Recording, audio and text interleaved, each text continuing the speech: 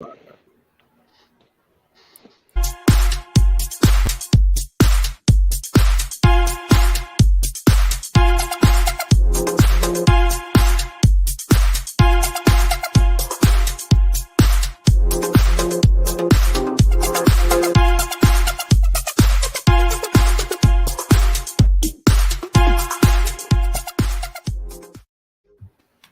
welcome to Bears Banter. My name is Bernard Muhammad. Tonight on the broadcast, we have Guy Moore, Keith Floydnoy, Tammy Harris, Jay Beasley.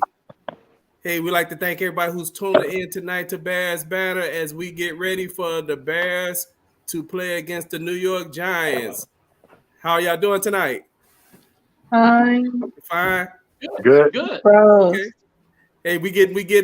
This is one of those interesting football season. This is a season where, so many people had counted the Bears out, and right now we're sitting 2-1. The interesting thing is both teams were counted out. Neither team was expected to probably have any wins at this point. That their first win would be against each other. Yeah, facts. So hey, let's get started with this tonight. Hey, I tried again to watch Thursday Night Football.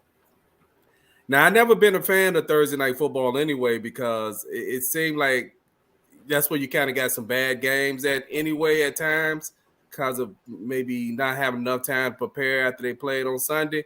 So now I'm getting bad broadcasts. I mean, last night, the game, I couldn't even get through a whole, 5 minutes at a time without the games freezing. I even had points in the game where I hear the communication, but then there's no picture. Then I would have to speed up the picture to get it back to live time. So I don't know. I may end up abandoning Monday Night Football. Hey, what you got going on, Plank? I'm a little concerned because I can see everybody else, but it looks like your screen is Frozen. Frozen as well. But we'll see whatever's going on. I'm a little upset about the Bears fans. A lot of the fans, we had very low expectations at the beginning of the year, and everybody started talking about patience, and the most important thing is to set a foundation and lay a framework and get the team ready. And as soon as they look bad in a game or two, that bandwagon is getting extremely light. So it's amazing to me, and I'm like, okay, so if you thought they were going to be bad, every NFL analyst talked about how we were going to be historically bad, but now all of a sudden they win a couple games, and instead of you being happy about it, it goes exactly the other way. So I'm trying to understand it. I can't get my mind around it right now. Okay, so you said we have fans that are mad because we're winning. Yeah, they want to fight. I'm like, dude, what? What you got, Jay? I just want to say, y'all know I'm a Bears fan, I respect Bears fans, but they so delusional. And because, all of a sudden, now Justin Fields ain't good enough. To me, this was a season that we was talking about. This was really all about the developmental process of Justin Fields.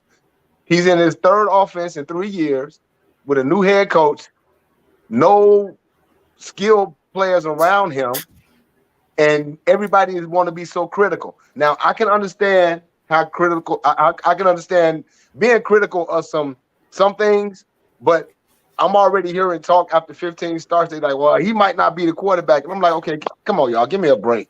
Let the kid play. Right. Let everything develop before y'all all of a sudden say that I'm afraid he's not the one.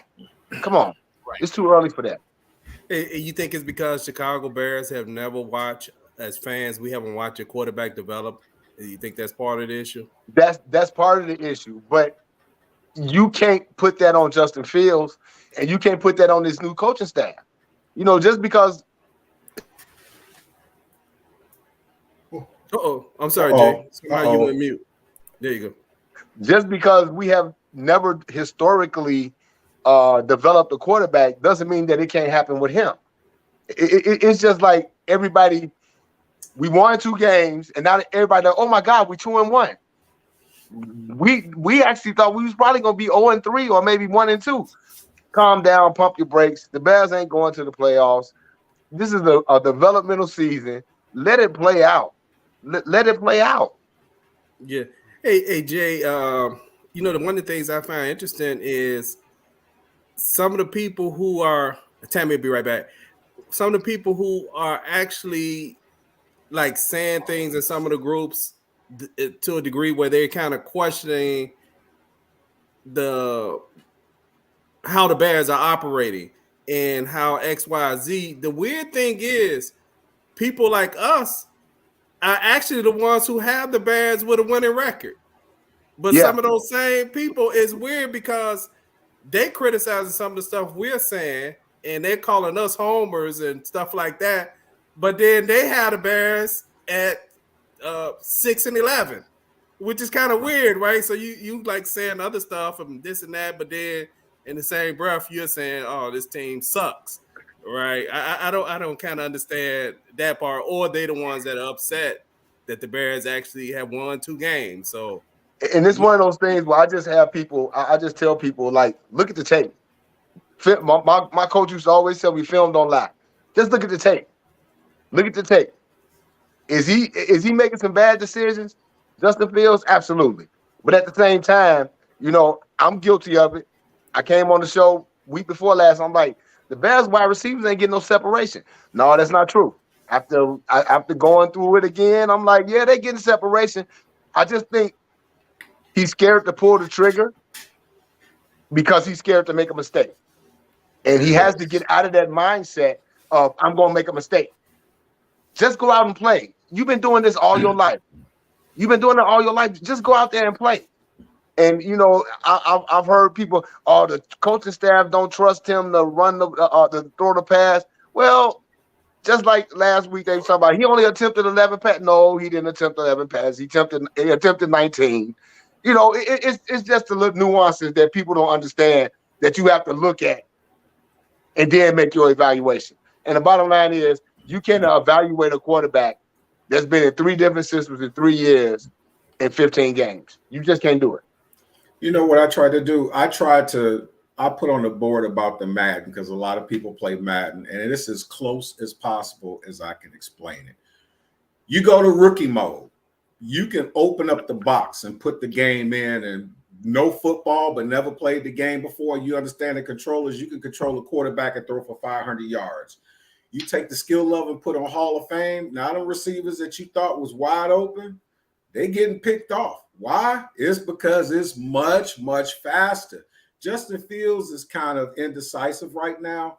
And the reason why is he's only played in 15 games. I mean, people sometimes think that he's supposed to be like Russell Wilson. Russell Wilson is maybe one of, in the history of quarterbacks, maybe one of maybe 7 to 8 quarterbacks that had great rookie seasons that ended up being great at the end. We know another guy was talking off camera, had like 3,000 yards passing, like 20-something touchdowns, 7 rushing touchdowns, 800 yards rushing, 66% completion rate, and was in the league for 8 years. Now he's an analyst. That's RG3. RG3 was the best thing since sliced bread. Then after year 3, I don't know what happened to him or whatever, but he went from stud to dud. Give the guy a chance. Let the dude operate and see. And I'll just say one other quick thing. I read this thing, heard this thing about Phil Simms. Phil Simms said that he had a real bad rookie year and he was just like not getting reads and not doing that. And Bill Parcells just pulled him off to the side and said, look, just relax. Don't worry about making mistakes. We expect you to make mistakes. Just go out there and do your game. And he said it was like a world of confidence and it completely changed him. So now he goes in, instead of dropping back, keying in on the receiver, he goes in with an open mind and he's able to understand the defenses. So let's just pump the brakes and get a man a chance. Okay. Yeah, I kind of jumped around went on to Justin Fields' evaluation. Tammy, do you think some of the criticism of Justin Fields is justified? Oh, Tammy. Can't hear you. Oh, her mic is mute. There you go. It might be mute on your side. Wait, Yeah. I said, hold on a second. I was like, I said, you would. As soon as he started bouncing, that's when you're like, Tammy, talk. I'm like, okay. Damn, you look like you're in a Spike Lee movie. I am in the studio. This is But love. This is hate. just some of Justin Fields' criticism is justified. I mean, but you have to be reasonable. I mean, at the beginning of the season, I didn't know what my expectations were. I said we don't know what we don't know. We don't know what we got yet. He's still developing. We don't know what we got in the receivers. We don't know what we got in the defense in defense. We didn't know what we had in the offensive line. So to me, I was like, I hope that we do well, but we don't know what we don't know yet. So and he needs to get used to working with all of those people. In addition, like Jay said, he don't trust himself. And you can see it in his face. But some of the things that I've noticed he has to do is he has to make his decisions quicker. He has to, like I said, not zeroing in on somebody as the target, because there were plays where there were multiple other people open and he opted not to even try to go there because he had already made up his mind. And then some of his footwork, remember, I texted you guys, and I was like, why is he like falling, slipping, or whatever when ain't nobody even around him? It's like something, he seems off balance at times, even when he's not being touched. So he has to work through all of that. I mean, I know you guys said that they changed his throwing motion and we're working on his footwork. I don't know if that's what's making him a little awkward and uncomfortable, him trying to get used to that, because I totally understand that. From a singing standpoint, when my producer get on my nerves and try to tell me to do a run that I ain't comfortable with, I feel like, wait, what? So you have to practice it. You have to get used to it until it feels natural to you. So maybe part of his off balance is that they've adjusted what he was naturally used to doing, and he's trying to get used to what they're telling him would be more effective. Right. Yeah. So Tammy, That's a good point. I agree with what you said. I do believe some of the criticism is warrant, but just because you criticize this play, I'm not in the camp of he's a people who are saying he's a bust to get rid. He haven't played enough games for you to say he's a bust or he's not the guy. You don't know yet. It takes a while. But the thing I am concerned about a little bit is him not pulling the trigger on plays. I don't care about the interceptions. The interceptions are going to happen, and they could be correctable. But I am worried about when I actually do see plays where players are open, and I do think the receiving core at times are receiving unfair criticism. So let's look at a few plays to see. Can you hear his point? Yes. Yeah. Let me say something on that real quick. The difference of what Justin Fields is seeing is the difference between high school, college, and professional. In high school, wide receiver is open if he's the only one that you see on the screen. He's running down the field by himself. In college, a wide receiver is open if you can see this kind of arm's length. In the pros, a wide receiver is open if you can see this. Yeah. So if it goes from only one guy on the screen to hands, nobody within arm's length of them, to a very slight pocket, that lets you know the difference of how accurate you have to be a professional quarterback. Okay. Hey, Jay, we're going to have to bring your frat brother, Jimmy Red, on here. Yeah. I just saw his comment. Yeah, I just saw it coming. I was like, okay. See, that's something else. That's something else too. Ebner, the running back on second. Let me start over. So this play is the Cole. I think this is the interception that he tries to throw to Cole Kmet. So I'm going to pause, and if y'all want to jump in at times, you can. And I'm gonna play it first, then I'm gonna rewind it. Ebner, the running back on 2nd and 11. Fields fires over the middle, and it's intercepted. Picked off by Jalen Petrie, who lost the football but picks it back up. First career interception for the rookie out of Baylor. Okay, so let me rewind this and show you what I saw on this play. The person who's guarding Cole Kmet is the safety. The safety is almost 12 yards back. So Cole Kmet, for my opinion, he realized the safety is so far back and nobody guard him because there's actually somebody lined up over him, but he did not guard him, that he slows up thinking Justin Fields is going to throw the ball there, which kind of throws off the timing of the route. But he should have recognized that he could have threw it to Cole Kmet earlier, because that looked like who he was targeting. So I'm going to pause it as it goes on. Ebner, the running. There's nobody on Cole Kmet. You see that? And that's when he should have threw the ball right there. Right there. That's when he should have let the ball Right go. there. Yep. Right there. Boom. He got Pull a the clean trigger right pocket. And what looked like happened on this, Tammy had brought it to my attention. They put Mooney in. Mooney came in motion behind him. Yep. And when Mooney came behind him, all those guys on that side focus on Mooney. Mm-hmm. Now, what you're going to see also is the guy who was supposed to be guard EQ, they all targeted on Mooney because they thought it was going to be a screen to Mooney.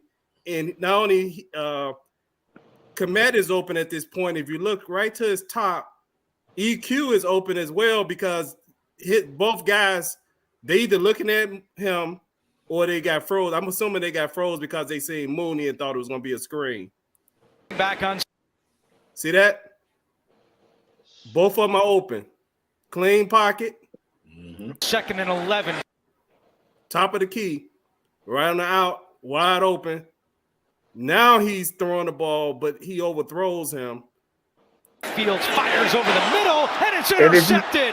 Picked off by Jalen Petrie, who lost. And if you look at Bernard, if you can rewind that and look at the top of the screen, I don't know who that is at the top of the screen. I think that's Dante Pettis.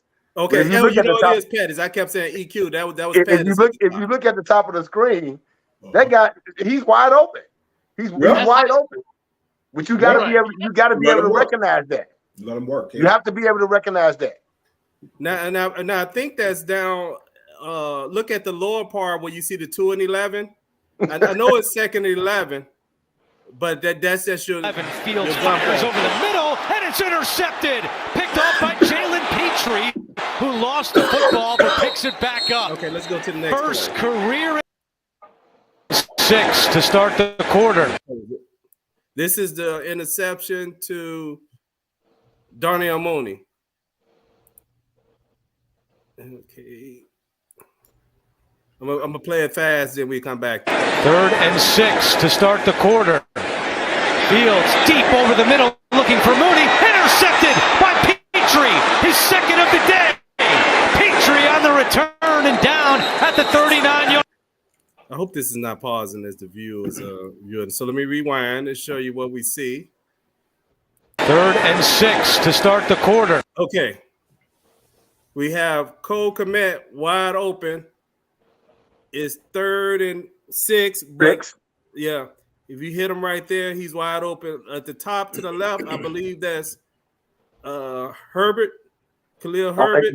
Going in the flat. Left. He's right there. The two, look at the two, I think it's the corner and the nickelback.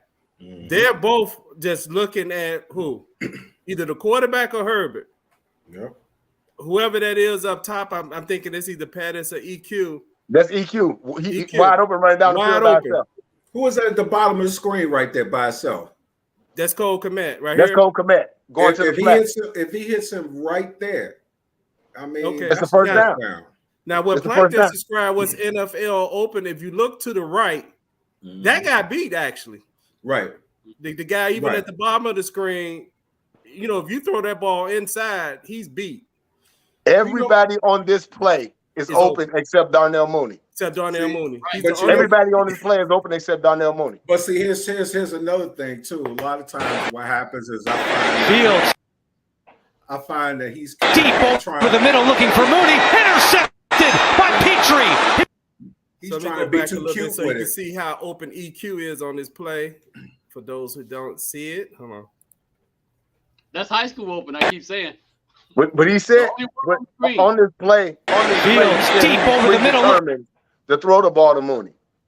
Right, because it's his boy, and his boy hadn't been getting no yards. And something that you said off camera, Jay, it's like when he dropped back, he had already decided that he was going to. He had already predetermined. But you know what? I think that Getsy's got to just basically tell Justin, you know what? I'm going to tell you something. The greatest quarterbacks throw picks. Trust your reads. make a quick read and do it instead of trying to be too cute with it. And if he has that pressure of knowing that, man, I'm trying to win ball games, but if I happen to throw an interception, it is what it is. I think he probably will be not just as shy as throwing it instead of worrying about interceptions, because now he's thinking too much. And then people talking about our pass blocking on that play. Pass blocking looked nice. You know what I'm saying? I just think that he's holding it too long and he's guessing. Just get it and rip it. Okay. So hey, let's go right here. Mark said we got to be patient. Definitely do. But there are things that is okay to point out this, right? Because it actually too it get rid of the false narrative of receivers are not open, right? Right. It get rid of that absolutely. narrative that there are plays where receivers are open. So we do know he's learning, but at times, in my opinion, the receivers are being maligned to the point that they're never separated. There's no time to pass. No, it's not. He's learning to play quarterback. So like Plank said, he may not be recognized when the guy's opening, and he's also staring down his guy. Those are things that young quarterbacks do. That perception. It happens, right? Interceptions happen. Hey, what you learn is you do got to throw the ball. So it did kind of get me this week when I heard Luke Getsy on a press conference, and he said our objective is to win the game. And I had asked that question at Plank and I in the post. So to me, that makes it clear to me now. What is it? I know it's always the objective of the coach to win the game, but to me, the organization's objective is to develop their quarterback. That's your objective to me, as but it's not. So it's to win the game. So I do understand now that there are going to be some games right now until he turned the corner that he's going to have low amount of pass attempts, because to me, Luke Getsy made that clear. It's to win the game. So if that game calls them to run 40 times, he sounds like that's what he's going to do. And see, I think you could do both. I think you could do both at the same time, especially when your schedule is favorable. Even like this week, your schedule is favorable. Yeah, they're a dominant running team. Let your defense be some dogs, and you come out and run the ball, and just throw it when you need to. See, you can do both. But this narrative that people talk about, well, they don't trust Justin Fields and he only threw it 11 times. No. You have to study the game to know that the play calling has been balanced the entire season. It's been balanced. Outside of last week when they was just like, okay, you know what? We just gonna run the ball down, they throw it because we can. I mean, Justin Herbert was averaging almost 8 yards a carry. If it ain't broke, don't fix it. I don't give a darn about Justin Fields and his passing stats when you got a running back almost averaging 8 yards a carry. I don't care. But I know. But here's another thing too that people have to also look at. You look at a guy that's won on every level with the talent that he has, the arm he has, with the footwork that he has. The reason why everything changed when he went to the NFL is, number one, receivers look open. They ain't necessarily open. What they did is they didn't correct his motion. They shortened his stride because, number one, you got to be quicker with it. Number two, they're working on his footwork on a pro level. So what happens is this dude, from the time he picked up a football, has been great all the way into the pros. And the pros look and say, okay, you know what? Your arm is nice. You got the accuracy, but this is what we need to work on. It's still going to take him time to do it. It's not like he's going to just do it. It's going to take him time to whereas after a while it becomes second nature. And I think a lot of times he's thinking, and I think that may want to be one of the reasons why he's tripping, because he's trying to make sure his footwork is right. Okay, hey, let me insert this real quick. This poll that was taken in Bears Banter group. Wow. Jay mentioned plays. That's what made me jump to this. It said, why isn't the Bears passing game not working? The interesting thing is 15% of the people said bad offensive line. Was that 13% of the people said wide receivers can't get separation. 50% of the people say it's bad play calling. 19% of the people said it's Justin Fields, and 2% that said Luke Getsy is too inexperienced. So this poll was taken by, I believe it was 39 people that took the poll. So the interesting thing about this poll is, if you look at the discussion we having, you would have thought most of the people would have picked that just the problem is Justin Fields, or the linemen, or the receivers. But the majority of the people pick that it's the play calling. So that's an interesting scenario, that majority of the people actually still who was polled believe it's play calling, and they didn't actually select any of the things that we're talking about. Stop living in the past. That's all I can say. Stop living in the past. I think what's happening here is Justin Fields is having the same problem that another notable quarterback had in his rookie year. A guy by the name of Peyton Manning, who came from football royalty. He didn't understand what was a tight window. So that same idea of what's open in NFL and when you need to throw it, that's something that you have to get through some experience in order to recognize that. Right. Peyton Manning really figured that out. I'm pretty sure that Justin Fields is going to figure that out as well. A lot of times he has to realize, in his entire career, high school and college, he sees somebody open and then he throw it. In the NFL, you almost have to throw people open. Yep. So you have to, see. That's what Jimmy Red said. Almost like an air traffic controller. Yep. Where's this open space going to be? It's going to be there. Let me show you how to get there. And you know what I did too? I was talking to you guys off camera because we used to live over by Hamilton Park, and Robeson used to practice. And I saw Coach Curry talking to Tim Spencer, and I'm going to use the G-rated version. He was throwing picks. He said, don't throw the doggone ball after he make the break. Throw it as before he makes the break. Don't throw him open. So he started adjusting it, and as the receiver was about to make his break, when he made his break, the ball was on the way. You know what I'm saying? So a lot of times when you got talent, when you're much better than everybody, you can rely on your talent. But now you find these cornerbacks, like you had like one cornerback in college on a D1 team that was really good and serviceable, but you could still work them. You ain't gonna work no cornerbacks like you did in high school, because what looks like it's wide open, that closing speed and them fast hips, that's why I think that they just need to go ahead and just talk to Justin and say, look, man, it's inevitable. You're gonna throw interceptions. Don't be scared to pull the trigger. And once he gets his confidence, then you're going to start seeing a better quarterback. That's my hope, and I think it's going to happen. I just think Justin Fields needs to go back and look at some film, even though it was a different offense. Look at some film from last year and see what he did against, like, Pittsburgh.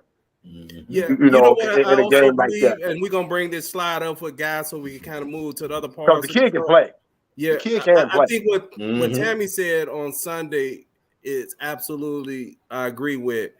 He has to gain back whatever that cockiness. I know it's confidence. He has to gain that cockiness, because this is why I'm going to separate the Peyton Manning thing is. Peyton was throwing those interceptions, but he looked like, so what? I'm about to throw it again. Yep. Justin right now is looking like, yep. There it is. See, right there. That's the difference. That's the difference. He has to gain back that macho, right? Yeah, I threw one, but you know what? I'm gonna get it in there again. Almost like the Jay Cutler crazy stuff, right? But you got it. You got it. He just got to gain his confidence and know that it is a pick. So what? I'm gonna get you next time. Even if he got to talk some smack to somebody, I don't know. Yep. What's that, James?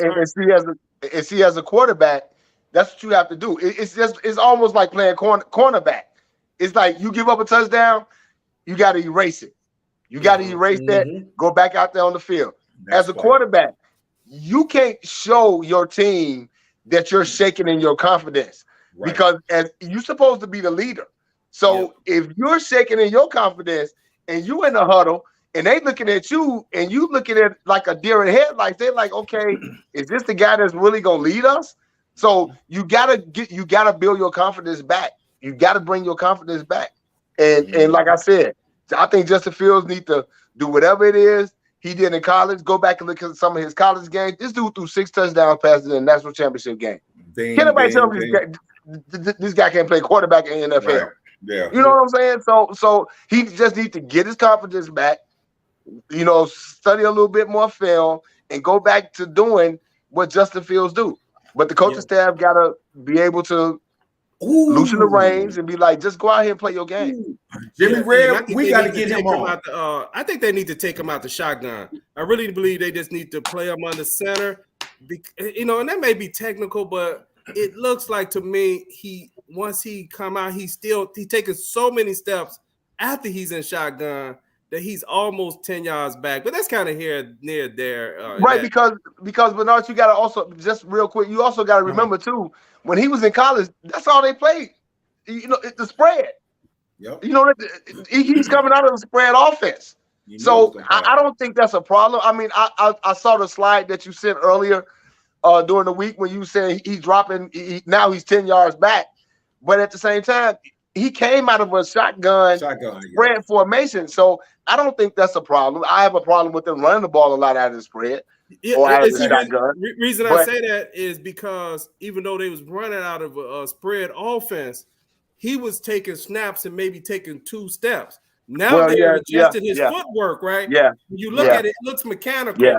It looks like he's almost counting his steps to make himself be on the right foot. That's more so what I mean. It's like playing a piano. Yeah, it's almost like he's standing real mechanical. Knows to take these many steps, and my foot needs to be here. My foot needs to be here. And I think all this is just clouding his mind, right? Did I get my foot in the right place? Did I do this? Did I do this? But guy, you're up. Hey, you know what? Let's get your friend. Even I'm gonna go there real quick. We got to get Jimmy Red on. He said one of the most prolific things that just makes all the sense in the world. He says needs Jeff George confidence. I couldn't have put it no better than that. But he is 100% right. Because Jeff George is like, hey, if I throw a pick, I don't care. But he was getting 300-400 yard games too. Okay, so let's look at this here. Oh, I'm sorry. First page. There we go. The first page we got Justin Fields' career stats for 21 and 22. Well, we'll give the total. He's played a total of 15 games. He's connected almost 58% of his passes. He's had 9 TDs, 14 interceptions. He averaged like 144 yards passing.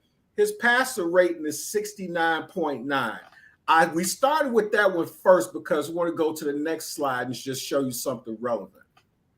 Now, look at these. These are some notable rookie stats. Troy Aikman, 9 TDs, 18 interceptions, a 55.9 passer rating, but he ended up being a career 81.6. He never had 4,000 yards rushing. John Elway, 7 TDs, 14 interceptions, 54.9 passer rating. He only had 1 season with a passer rating over 90, and he got 2 Super Bowls. Warren Moon, who had the arm of arms, 12 TDs, 14 interceptions, 76.9% passer rating. He never had a 16-game season with less than 14 interceptions. Steve Young's first 2 years in Tampa Bay, he had 8 TDs and 13 interceptions. He had a 65.5 passer rating. His legs couldn't prevent concussions. He ended up with the best ever career passer rating of like 96.1. He's number 2 behind Aaron Rodgers. And Jim Kelly, 22 TDs, 17 interceptions, 83.3% passer rating. He spent his first 2 professional years starting USFL. Let's go to the next one. And now we're talking what you were talking about, Peyton Manning. Peyton Manning had that memory of an elephant. He had 26 touchdowns, 28 interceptions. He threw for 3,700 yards, a 71.2% passer rating. He only won 3 games that year. It's only one of just 2 seasons in 12 years with less than 10 wins. And of course, Drew Brees. Drew Brees was just like the demolition man. That dude was like almost 70% of his passes completed. You know what I'm saying? He's 3,286 yards, 84 yards, 17 TDs, 16 interceptions, 76.9% passer rating. His second year was worse before 6 straight seasons, 89 passer rating or higher, and he got dismissed by the Chargers only to win 2 Super Bowls elsewhere. Why are these up? The reason why is because we start looking at stats of different people. Now let's go to the next one. The notable quarterback stats in the first couple years. The first one is Steve Young. As we look at his stuff right here, it was just as before. He had those 11 touchdowns and 21 interceptions. Terry Bradshaw, man, he was woof. He had 46 interceptions in 2 years. And And this was not even a passer league then. It was Franco Harris and Rocky Fire, and he had Swan, Starworth, and Cunningham as receivers. Okay. And the third one is Dan Fouts. Dan Fouts, 14 touchdowns, 26 interceptions. He was completing less than 45% of his passes. So the point that we're trying to make is this. This guy's been here for 15 games. Technically, he's still not even out of his rookie season as far as the number of games he's played. I'm just showing you some notable guys because these guys have either won Super Bowls, they're in the Hall of Fame, and that's just part of being a rookie. I mean, I'm not out here to just bash nobody saying, oh, well, Justin Fields is. Hey, you're entitled to your opinion. All I'm trying to say is you're only getting a bite-sized thing. And with what he has from what I've seen at the combines, the talk that some major quarterbacks have said about this dude, he's got all the tools to be great. Just give a guy time. You know? Yeah, hey, I like to thank everybody who's watching us on YouTube and Facebook tonight. Hey, the only argument I would have for those who are pessimistic, they will argue that all the quarterbacks that you use were, other than Drew Brees, they started in the late 90s or 80s when people threw more interceptions. That is the game changed. But it's a stat. I'm just using a counter argument that I've heard other people use. I'm not. But it's worse. I'm just using an argument. Yeah, but you want to know why it's worse? It's worse because they ran more interceptions, and now when you throw 15 to 18 interceptions, they start saying you a bust. But back then they didn't because you couldn't throw the ball away, et cetera, et cetera, et cetera. So I heard those arguments. I'm just sharing an argument I heard. And you ran more back in the day. So if you really look at those numbers from like the 70s, 80s, and early 90s, you can actually inflate the interceptions and just say, well, dang, it seemed like every time he dropped back, he didn't throw that much. But when he dropped back, they got picked off because they ran more.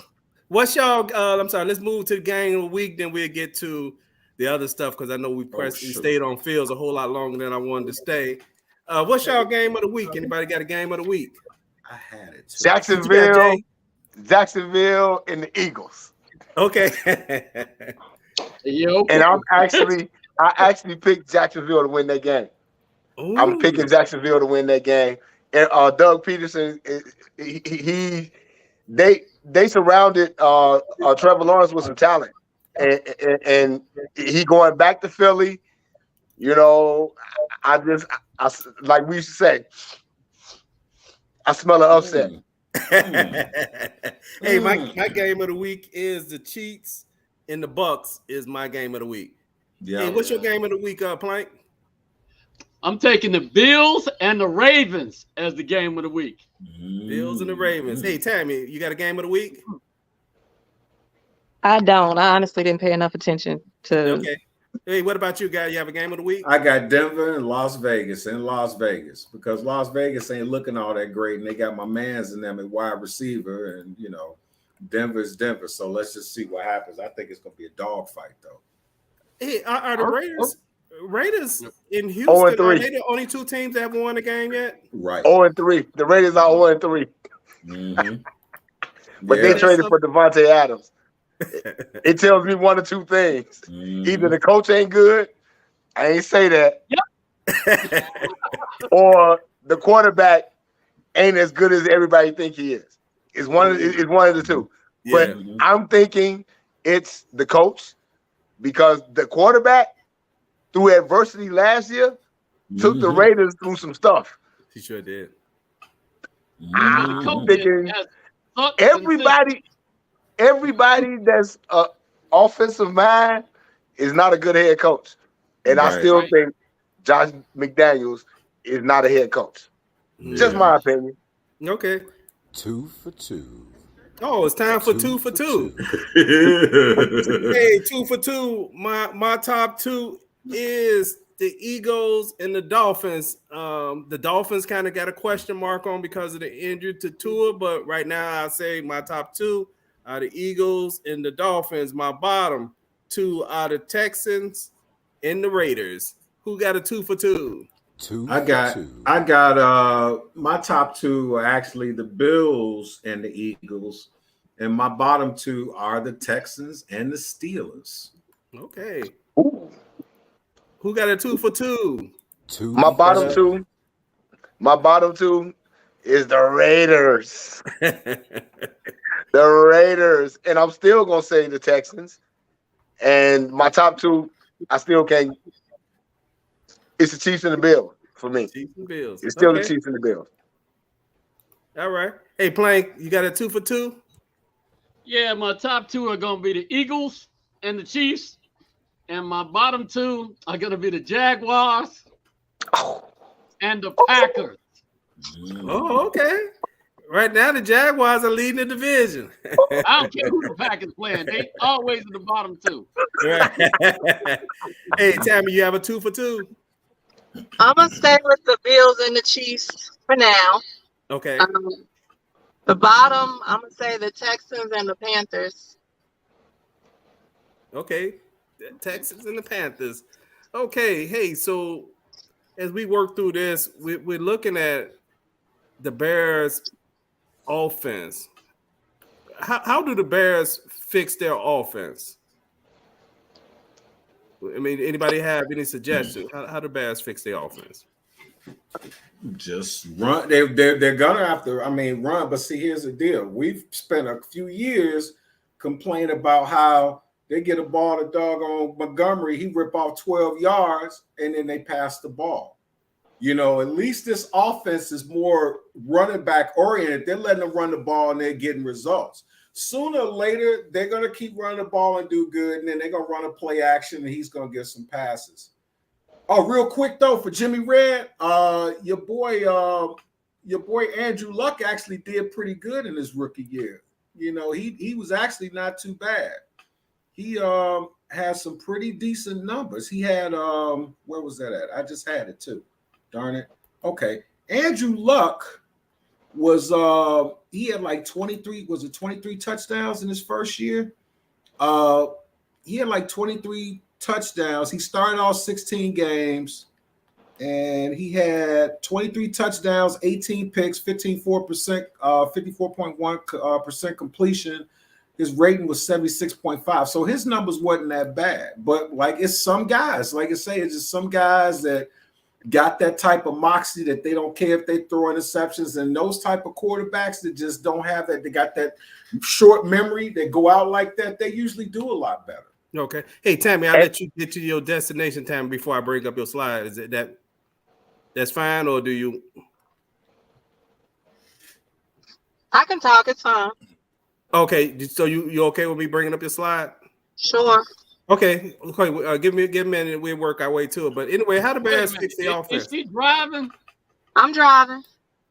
No, you don't need to be looking at no slide and driving. I'm not gonna be looking at the slides. I'm just gonna talk. Okay. Well, we give you a few minutes. So hey, Plank, how do the Bears fix their offense? Well, I think the offense is doing a lot of things well. As far as the running game, at the NFL level, you generally don't see over 250 yards running per game. So I think they need to still keep relying on their offensive line, keep drilling the ball. They might need to do some better play selection because a lot of times what's happening, they just throw a couple of passes in there, and it kind of breaks up the continuity. And, clearly Justin Fields just needs to start pulling the trigger. You know, he's got to learn this, and even if he needs to learn under fire a little bit, so be it. We got to know what we're dealing with. Okay. Hey, I say as far as how the Bears fix their offense, I just say keep doing what you're doing. Do what it takes to win the game. Guess what? No, it's not sexy if your quarterback is not winning the game, but it don't matter right now. Just win the game. Win is sexy. And I think that's one of the things that we done got spoiled too, is that the quarterback has to win every game. They really don't have to win every game. You go in there, you put a plan together. Hey, in football, to me, I always go back what Doug Buffon always says. You run the ball, and you got to stop the run. If you can't stop the run, hey, you're going to lose that game. Say, until the team can stop the Bears from running, run the ball as much as you can, and then if you build play action off that, hey, he going to hit some of those. So, hey, just keep doing what you're doing. Don't worry about that. I mean, I know some guys may be upset because they're not getting as many catches. But at the end of the day, if you get that W, what do it matter? There you go. Hey, I just posted that link to that thing that I sent you the text where they were showing all the good, bad, and the ugly players on offense for the Bears, and you get an overhead view. And a whole lot of stuff that I saw in that kind of tripped me out because I was thinking, I was like, wait, are the plays, am I really seeing good plays or are they bad? I'm looking at a lot of plays where guys are open, they're creating space, and they showed the offensive line, man. The offensive line like playing Pac-Man. It's like they were pushing guys out. Yeah. They had a hole so big for Khalil Herbert, you could drive a bus through it. Yeah, I wish I'd had that video. Hey, Jay, how did they fix the offense? They just need to, like you said, they just need to continue to do what they're doing. And I just think the passing game is going to come. You can't sustain winning 80, passing for 80 yards a game. I'm not crazy, and I know in the modern NFL that's not going to happen. But at the same time, you're calling pass plays, whether he wind up getting sacked or the play breaks down and he run. You're calling pass plays. So people need to realize that the play calling is balanced. And I just think if they continue to do what they're doing, it's gonna open up. But again, like I say, as Bears fans, real Bears fans, educated, smart Bears fans, and I'm not trying to diss nobody, we just got to be patient. We got to be patient with what we're seeing. We're in a favorable part of our schedule right now. So if we win, we win. If we don't, and we develop the quarterback, then that's fine. But they just need to continue to do what they're doing. Okay. Hey, yeah, but if you're one watching other Bears thing, Banter, Bears need to please do- hit the subscribe button. We only need 6 more people to subscribe to us to get to 600 subscribers on YouTube. Plank. Yeah, one other thing the Bears need to do, we need to end this Lucas Patrick offensive guard experiment. Yeah. Tevin Jenkins, I don't know what his personality issues are, what kind of conflicts he has, but when he gets on the field, the young man balls. So either we wait for Mustafa to move out of center and replace that with Lucas Patrick, or we just start Tevin Jenkins and see what that's actually going to bring us. Because it's kind of ridiculous that last game we had 65% of the snaps at offensive guard were taken by Lucas Patrick, and he was the lowest rated offensive lineman last week, whereas Tevin Jenkins once again was pretty much the highest rated offensive lineman. So I want to see that experiment stop. Okay. Well, I think that's gonna happen. I think that's actually gonna happen this week. I think Lucas is actually gonna start at center this week. I really do. Great. I really do. And if we see Mustafa end up playing offensive guard, we'll know there's something entirely different going on. It's not gonna happen. They were just trying to get Lucas Patrick lathered up, get him in game shape. He finna get that. He got the club off his hand. He's gonna be snapping the ball this week. He's gonna be snapping the ball, and Jenkins is gonna be at guard. And then we'll see. We're gonna have our best 5 linemen on the field. And I hope Velus Jones shows us something this week too. I've been waiting on him to come out for a minute. Yeah. Well, all it takes is one long pass. If he completes a 30 or 40-yard pass, then party on.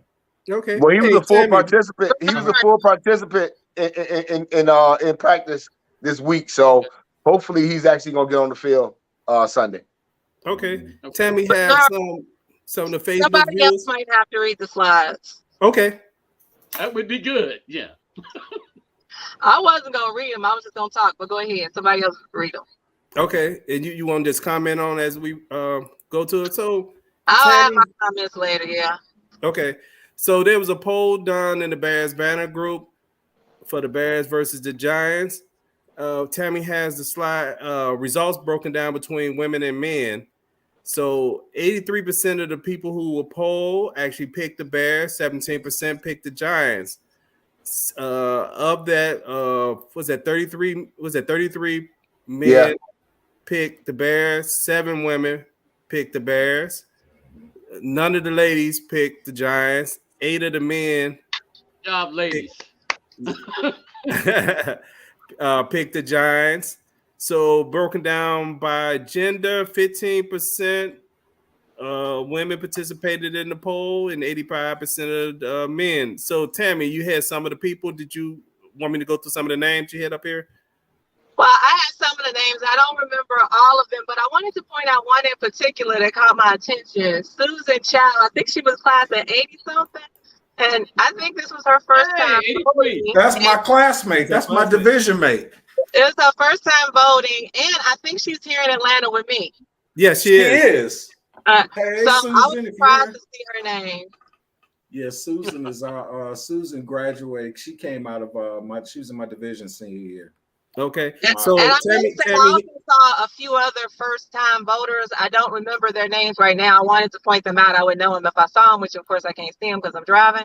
But we had some first-time voters that I put on there too that I was like, oh, I've never seen this name before. So we got some new people. Yep. Okay. So Tammy, I think some of the new names that you have on here is Kareem. It look like Aladala. Jordan Towns, that's one of my co-workers. I don't remember Jordan. George Winfrey, Delbert Jackson, look like new. Carlton Jones. My big brother. Who else is new on here? We have some regulars on here like Andre Salas, LeBeau, Kerry Lofton, Christy Love, Lala Brown, Lavelle Jones, Mia McShane, Mike Day, Mike Patterson, Sandra Carter, Sharon Patterson, like you mentioned, Susan Child. Matter of fact, Andre is in Atlanta as well. We got William Harris. All right. Let's go to the next page. Tammy, you had some ship jumpers. They'll only get called traitors if they vote for Green Bay. Other than that, they're ship jumpers. There was a new name too. What's that with the R? Raja something, or that's a new name too. Can you say I can't see it. What it starts with an R. That's a new name. The one at the bottom, yeah, that's a new name. I can't even pronounce I don't know. I don't see any vowels. Yeah. But we only had 8 people that are going for the Giants. What I would say was interesting is the people who gave scores. I took a look at that, and they actually had the Bears like at a 6-point favorite if you kind of average it, which I thought was interesting because we're actually a 2.5 according to experts. Okay. So one of the ship jumpers you have is Claude Bassett. So if Claude is Class wrong, 82. he would get his first loss because Claude right now is actually one of the people that are 3-0 in his selections. And James bailed on me too. Say like thank everybody who's watching us on YouTube and Facebook. So hey, let's look at our record right now. Hey, Jay is undefeated on the panel. Quick is 2-1. I'm 2-1. Tammy 2-1. Plank 2-1. Mo, I forgot to change Mo again. Mo is 2-1, and Christian is 2-1. So hey, let's pull up the injury report. Where's the injury report at? I believe this is it. Okay, let me go back to page 1. The Bears versus the Giants. Hey Jay, you want to take the injury report if you can see it? No, I'm sorry, not the injury report, the offense and defensive rankings. Can you see that, Jay? Oh, Jay went off screen. Okay, hey, I'll take that. The Bears offense is ranked 32nd. They average 17.3 points a game. The Bears are averaging 186.7 yards rushing. The Bears are passing for 78.3 yards on offense. The Bears defense is ranked 20th. They allow 19 points per game. They're averaging 150. The defense, they're allowing 157 rushing yards per game, and they're allowing exactly 200 passing yards per game. The New York Giants, the offense is ranked 21st. They average 18.7 points a game. They're rushing for 169 points a game. Yards. The average pass is 162. The defense is ranked 16. They're allowing 19.7 yards per game. They're giving up 138 yards, and teams are passing on average look like 203 yards per game. Let's move to the injury report. Hey, Jay, can you take the injury report? Yeah, injury report. We got Jalen Johnson is out again with a quad, but that's cool. We don't need him for this game. We need him to be ready for next week. We got David Montgomery out. He's been ruled out. And then you got Matt Adams. He's actually been ruled out with a hamstring. Over for the Giants, we got Cordell Flott out with a calf. You got Nick McLeod out with a hamstring. Wandale Robinson with a knee. He's out. Kadarius Toney, he's out with a hamstring. You got Leonard Williams, he's out with a knee. And you also got Sterling Shepard, who was their best wide receiver, that tore his ACL last week. So once again, the Bears should be able to eat. They should be able to eat this week. So, hey, when you look at these two teams, this is kind of similar to the game last week against the Texans. When you look at how the offense ranked, the defensive rank, or the amount of points they give up, it's not a whole lot of difference in the makeup of these two teams. Both teams actually do rely a lot on their running game to get their offense going. And in that aspect, they actually kind of give up a lot of yards on the ground. So that's why when you kind of look at their defense as far as passing yards that they give up, it's kind of looks a little below average just because both teams have, for what I can see, have a little issue stopping the run. So teams are running on both these teams a little bit more than they will probably other teams. Do y'all see any advantages or disadvantages that's created? And it looked like we're going to finally see a Velus Jones sighting. I'm sure he didn't have much practice, so you probably just see him in a little special teams and maybe a little like screenplay, something that's real quick where it doesn't demand a whole lot. Because, you just can't just come off a hamstring. I think that's what it was. And then all of a sudden you just running a 4-2 right away, Right. Well, I think Well, I think right now, again, it might not be pretty and it might not be sexy, but this is an opportunity for the Bears to win a game. And in the NFL, that's all that really counts, right? Is winning the game. And that's how I'm looking at it. So this is a game for the taking. With all the injuries that they have, nobody on the Giants is a threat outside of Saquon Barkley. He's second in the league rushing this year so far. But outside of that, I mean, there's no threat on the outside. The quarterback is pedestrian. The offensive line is bad. So this is a game that, like I said, the Bears should feast on. The Bears should be able to feast on this. Okay, Jimmy asked about the kicker. I believe what I saw was the kicker was questionable. As far as Santos, he was questionable. I can't remember what was the actual issue, but they Santos said is questionable. They said personal issues, and I think, and I can't be quoted on this, but I think he's actually from Florida. So I think it's one of those things where he got some family that's dealing with Hurricane Ian. So I don't know how that's going to affect him. I don't know if he's going to play or not, but that was the latest thing that I heard. Okay. I hope his family's okay. Yeah. And my guy Kenny Rogers is out in Florida, man. Prayers up, bro. I hope they're okay too. I wanted to know, can I give my pick and then I need to sure can. Tell me what you have. Okay, so this is how I'm going to go with this season. I am going to always pick the Bears again, except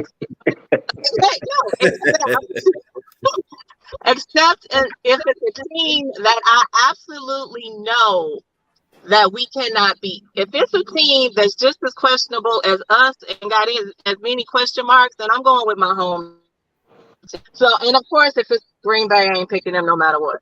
So, Amen. I'm picking the Bears because I don't feel like the Giants have proven anything just yet either. They're 2-1. Their 2 wins are against the Panthers and the Texans, I think.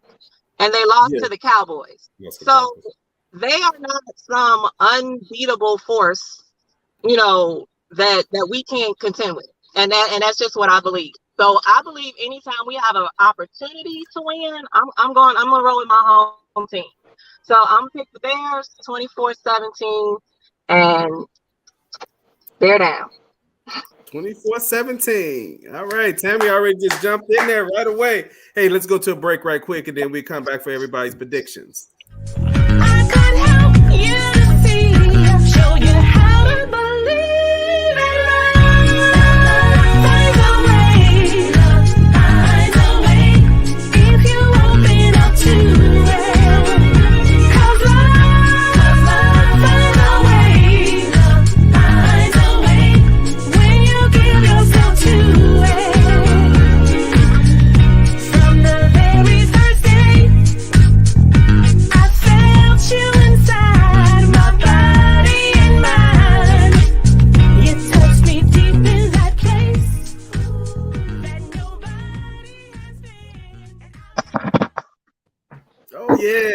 Hey, I was thinking about earlier today. I was like, I wish I had time, Jay, that I could find that clip from the first season where I said the Bears cannot run a screen. I need to find that clip because it's so pertinent.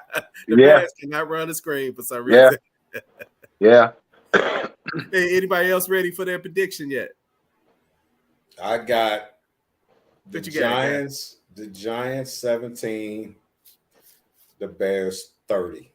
I think with Velas out there, I think that if he completes more than a 20-yard pass, he's gonna have at least 250 yards passing.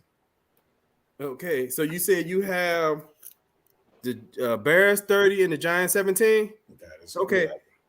I gonna jump on my pick. I believe this is going to be the week when Justin Fields makes some key throws in this game, and I do believe that Jones is going to play some role in there, even if it's just key field position, right? Even if it's just special teams.